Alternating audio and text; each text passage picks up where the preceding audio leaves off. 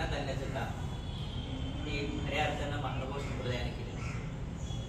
देवगिरीच्या यादवांच्या कालखंडात यादव राजांनी महानुभाव संप्रदायाला राजाश्रय दिला होता आणि महानुभाव संप्रदायाच्या अनेक अनुयायांना आपल्या दरबारामध्ये थेट पाचारण करून त्यांच्याकडून साहित्य लिहून घ्यायचं काम हे या यादव राजांनी केलं होतं.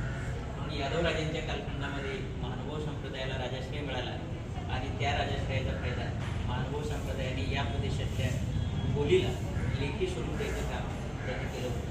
म्हणून या पूर्वीच्या काळामध्ये जे साहित्य संस्कृतात होतं किंवा संस्कृत भाषेत होतं ते संस्कृत भाषेतलं साहित्य बऱ्यापैकी मराठी भाषेमध्ये यायला सुरुवात महानुभाव संप्रदायामध्ये.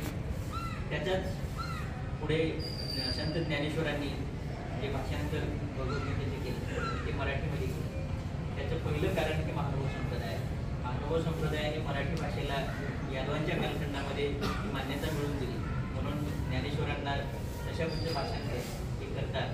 म्हणून त्याचं श्रेय हे आपल्याला महानुभाव संप्रदाय आणि त्या अनुषंगाने महानुभाव संप्रदायाचे प्रवर्तन चक्रधर स्वामींना या ठिकाणी दिलंच पाहिजे आणि त्या अनुषंगाने आपण त्यांचं आजच्या दिवशी स्मरण केलं पाहिजे. आपल्या या प्रदेशाला प्रादेशिक आश्रय दिला, भाषिक आश्रय दिला. चक्रधर स्वामींनी त्या कालखंडामध्ये जे मूलाधार प्राप्त करून दिला होता ते अगदी कालातीत असं ते त्यांचं जे कार्य आहे त्या कार्याला आपण या ठिकाणी अभिवादन करू.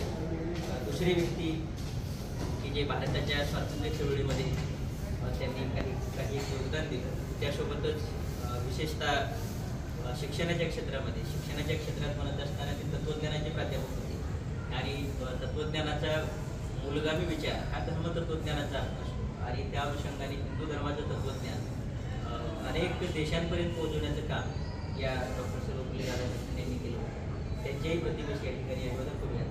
मी कनिष्ठ महाविद्यालयाचे उपप्राचार्य प्राध्यापक कृष्ण गायकवाड सरांना विनंती करतो की आपण महानुभाव संप्रदायाचे प्रवर्तक श्री चक्रधर स्वामी यांच्या प्रतिमेची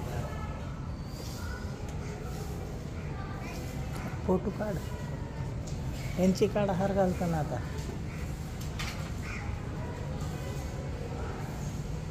जवळून काढ जरा.